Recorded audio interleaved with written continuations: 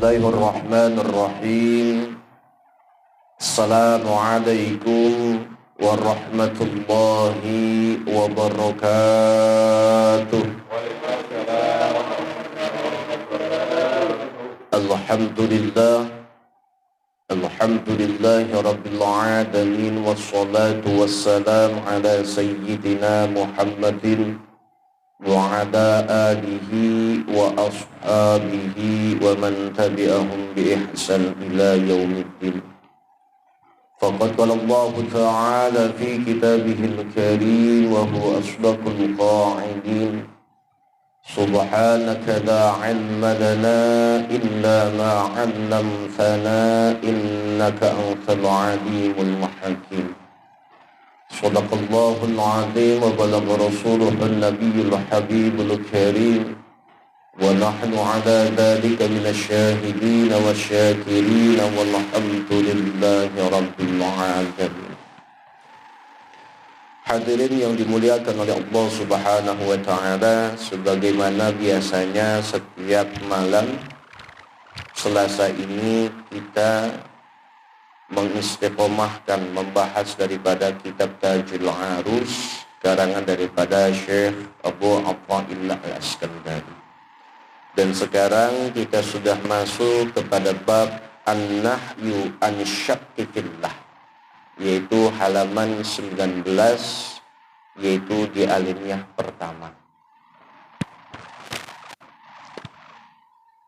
Bismillahirrahmanirrahim. Wa qala al-musannifu rahimakumullah.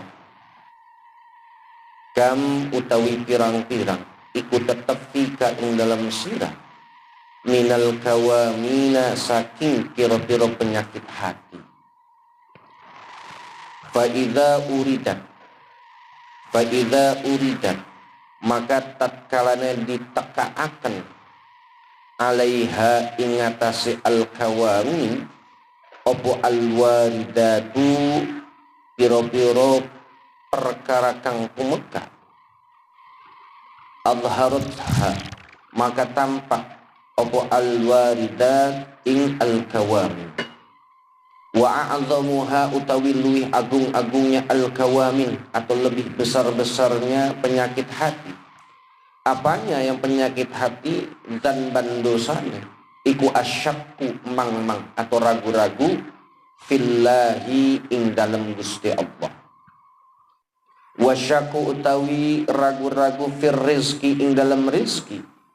Iku syakun ragu-ragu fir raziki ing dalam zat kang ngupai rizki. Ad-dunya utawi dunya iku ahqaru luwih hina min ayyu'ala saking nyenta ngaboti opo hammuha perhatiane dunia. Sogurat maka kecil opo hammamu tujuan atau sejak opo hammamu tujuan. Fa'alat maka pertela opo alhamamu sogiran kelawan perkara kang cilik.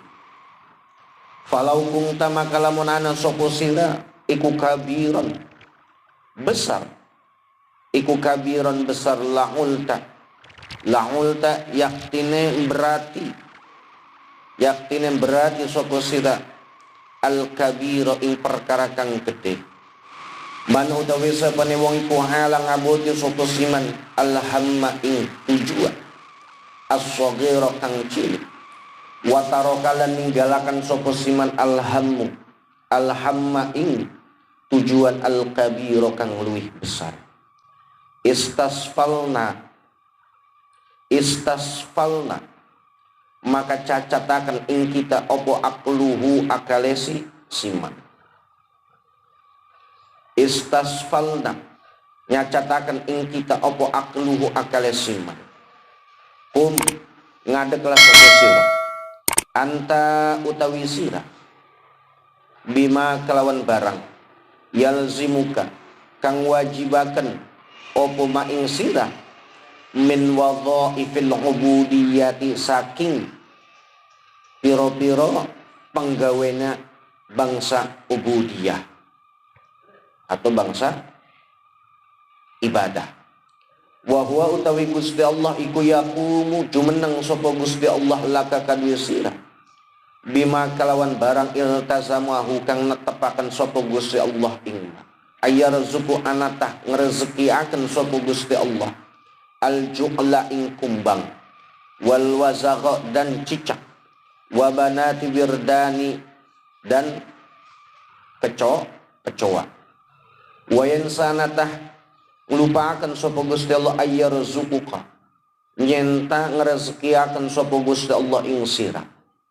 Qala ngendika sapa Allah taala mahaluhur Allah wa'mur lan merintahna sapa sira ahlaka ing ahline sira ahlaka ing keluargamu bisolati dengan salat wastabir dan sabarlah kamu alaiha atas salat la nas'aluka orang minta sapa kita ing sira rizqan ing rizki kami tidaklah akan meminta kepadamu sebuah rizki nahnu utawi kami iku narzuquka ngrezekeni sapa kita ing sira wal akibatu utawi akhir kang baik iku tetep ditakwa kadue wong kang bertakwa.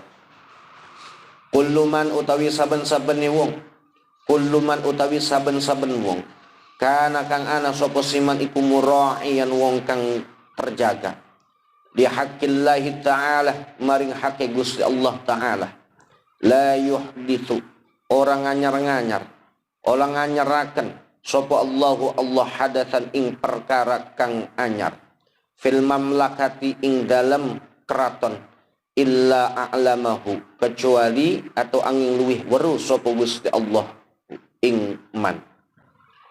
Nadhara ningali sapa ba'duhum nadhara ningali atau berpendapat sapa ba'duhum setengah daripada jamaah ila jamaatin tumeka maring jamaah kang liat.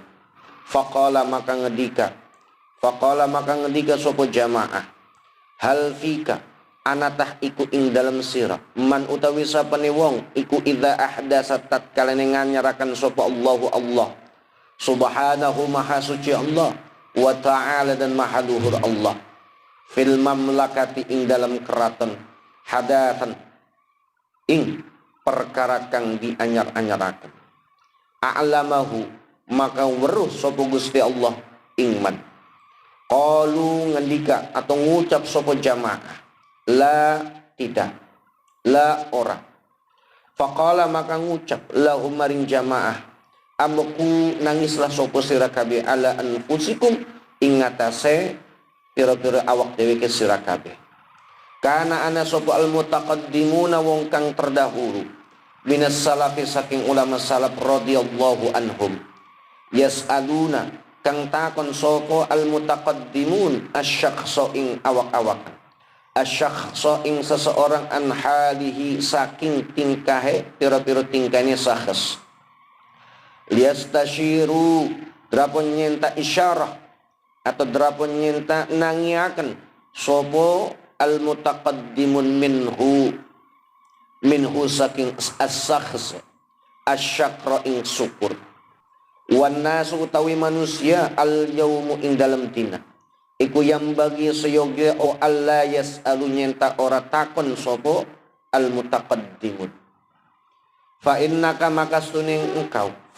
maka sesungguhnya engkau insa'alta atau lamun jaluk sapa sira tastashiru maka isyarah akan sapa sira asyakwa ing keluh kesah atau ngadu an ba'din nabashina setengah saking pira-pira wong kang gali kuburan annahu stunga an-nabashin iku toba sapa an-nabashin ilallahi maring Gusti Allah taala haliluhur Allah faqala maka ngucap sapa an-nabashin yauman ing dalam dina li syaikhihi maring gurune an-nabashin ya sayyidi wahai guruku atau wahai tuanku nabishtu gali kubur sapa ingsun alfa qabrin ing 1000 kuburan fawajadtu maka nemu sapa ingsun maka saya menjumpai wujuhahum ing pira-pira wajahe al-kubur ahlul kubur ulatan hale berubah keadaan anil kiblati saking madhab kiblat. Qala ngendika sapa asy-syaikhu syekh, ya waladi wahai anakku. Dzalika. Nah, ini bukan zaka tapi dzalika. Dzalika utawi mengkonon-mengkonon mahula iku min syakkihim saking ragu-ragune ahli kubur fi rizqihim ing dalam rezekine ahli kubur. Hadirin yang insyaallah dimuliakan oleh Allah Subhanahu wa taala. Dalam kesempatan hari ini kita membahas tentang sebuah bab, yaitu sebuah larangan akan sebuah bentuk ragunya kita akan kepada Allah Subhanahu wa taala. Syekh Abu Athaillah senantiasa mengingatkan kepada kita semua.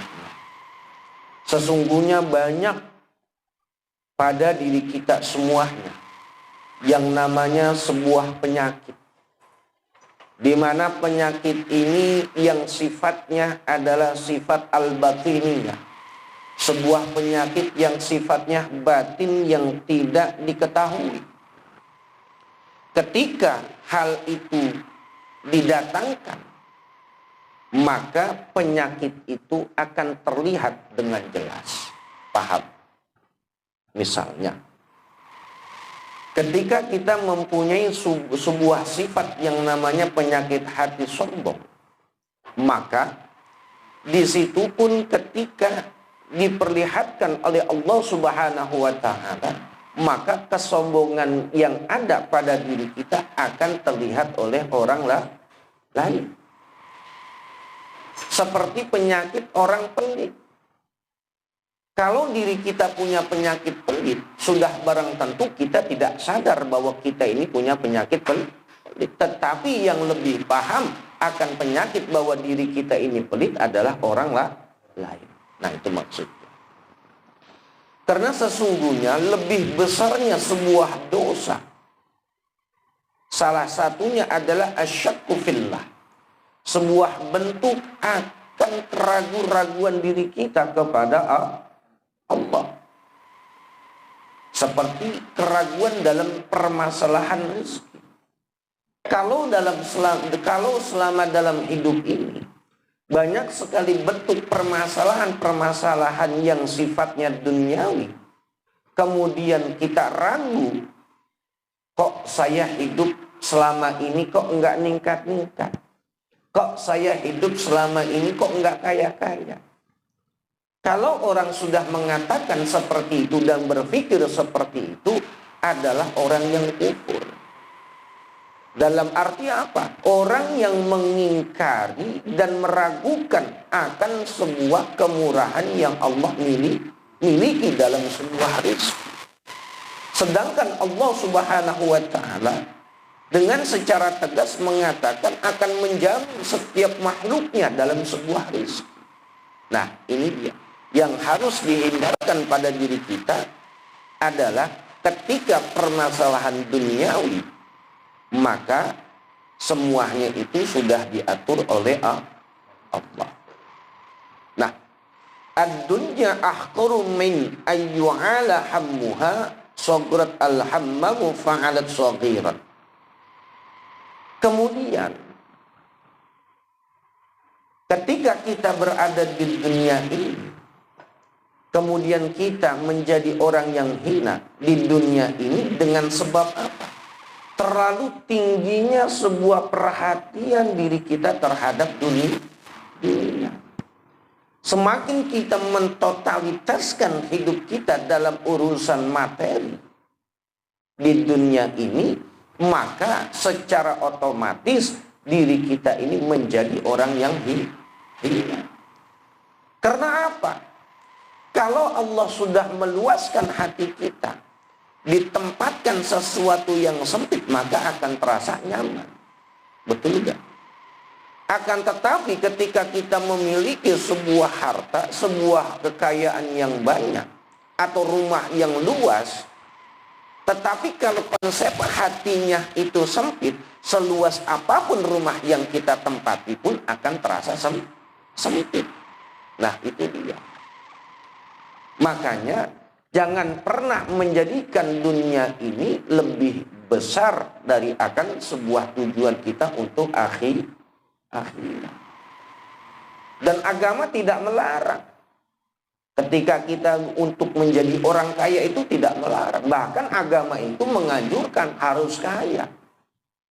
Tetapi kalau kita selama ini nggak kaya, belum sampai-sampai jadi orang kaya, jangan pernah menyalahkan akan sebuah bentuk karunia dan kenikmatan yang sudah Allah anugerahkan kepada kita. Tuh, begitu. Nah, kemudian dikatakan di sini lagi, udah konsep kita kum anta bima yalzamuka min wadhaifil ubudiyah wa huwa yaqumu laka bima iltazama. Pada konsepnya mau diberikan sebuah harta yang berlimpah ataupun kita menjadi orang yang biasa-biasa saja, bahwa tugas kita ini adalah apa? Al-wadhaifil al-ubudiyah. Tetap menjalankan sebuah tugas dalam sebuah ibadah. Dalam arti yang luas apa?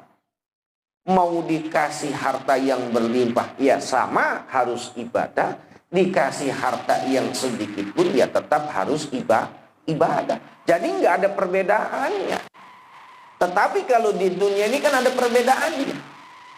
Kalau orang kaya, banyak uang, ketika dia masuk dalam rumah sakit atau masuk tempat yang lain, kan sampai ada tempatnya, VIP, ya kan? Bahkan mendapatkan sebuah fasilitas yang khusus. Benar nggak? Sedangkan bagi orang yang nggak punya bisa seperti itu, nggak bisa. Akan tetapi agama itu memandang mau kita dikasih orang yang banyak harta berlimpah di dunia ini ataupun biasa-biasa saja, bahwa tugas utama kita tetap kita jalani, yaitu terus ibadah kepada Allah. Gitu. Kenapa? Ketika kita melihat, terlebih lagi kita sebagai manusia yang Allah berikan sebuah akliyah, iya kan? Kumbang, hewan-hewan yang melata, cicak, kecoa pun sampai digambarkan di sini termasuk makhluk yang Allah berikan rezeki. Terlebih lagi kita yang diberikan sebuah bentuk kesempurnaan oleh Allah dengan adanya akliyah ini. Tuh. Makanya, dan Allah pun mengatakan, apakah Allah akan lupa? Tidak. Kenapa? Ayyarzuqka. Karena Allah lah yang akan memberikan rezeki kepada kita. Jadi jangan khawatir di dunia ini. Sebenarnya yang takut di dunia ini adalah diri kita pada konsepnya. Sedangkan Allah sendiri adalah zat yang sudah menetapkan dan mengatur segala bentuk keperluan daripada setiap makhluk. Nah, hal ini senada sebagaimana di dalam Al-Quran, dalam surat Al-A'raf. Wa'mur ahlaka bis-sholat wastabir 'alaiha la nas'aluka rizqan nahnu narzuqu wal 'aqibatu lit-taqwa. Udah konsepnya ibadah aja. Perintahkan yang namanya sholat, laksanakan sholat bukan hanya untuk diri kita, tetapi untuk keluarga kita. Dan sabar, bahwa yang namanya fungsi sholat dalam pembahasan kemarin adalah bukan hanya sekedar kita bagaimana berdiskusi dengan Allah, tetapi pada konsepnya sabar sholat ini pun menjadikan diri kita orang-orang yang sabar. Sabar dalam apa? Terus melaksanakan sebuah ibadah dan terus kita sabar dalam sebuah ketaatan kepada Allah. Tuh. Karena Allah sampai mengatakan la nas'aluka rizqan. Saya nggak minta rezeki kepada kalian. Tetapi kata Allah dengan sebuah bentuk, kata nahnu narzuquk, bahwa sesungguhnya kamilah yang akan memberikan rezeki kepada kalian. Nah, ketika kita sudah melaksanakan sebuah ibadah, melaksanakan sholat, sabar dalam kehidupan ini, yakin segala bentuk pemberian Allah terhadap kita, wal aqibatu littaqwa, dan itu adalah sebuah akhir atau ending daripada orang-orang yang bertakwa. Tuh. Nah, hadirin yang dimuliakan oleh Allah Subhanahu wa taala. Karena di dalam hal ini pun dikatakan, ada sebuah kisah dikatakan di sini. Ada seorang penggali kubur dan dia sudah bertaubat kepada Allah. Dengan apa? Mungkin dengan Allah tunjukkan yang namanya alam kubur. Satu ketika dia bertanya kepada gurunya, "Ya Sayyidi, wahai guruku, saya menggali kuburan sudah sebanyak 1000 kuburan. Dan setiap dari 1000 kuburan itu, saya melihat ketika manusia itu dihadapkan menghadap kiblat ketika saya gali, kok wajahnya sudah tidak menghadap kiblat lagi." Tuh. Sebenarnya amalia yang seperti ini yang bagaimana? Kok bisa dia sampai berpaling dari arah kiblat? Tuh, bayangkan. Apa jawabnya? Mereka adalah siapa? Mereka adalah orang-orang yang ragu.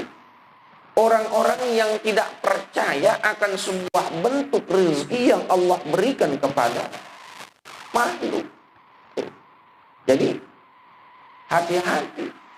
Kalau kita tidak pernah mau bersyukur kepada Allah, terlebih lagi menggerutu dalam masalah duniawi, hati-hati. Jangan sampai ketika kita di kuburan ini bukannya menghadap kiblat malah membelakangi kiblat. Itu azabnya daripada orang yang ragu akan sebuah bentuk pemberian sebuah rezeki dari Allah.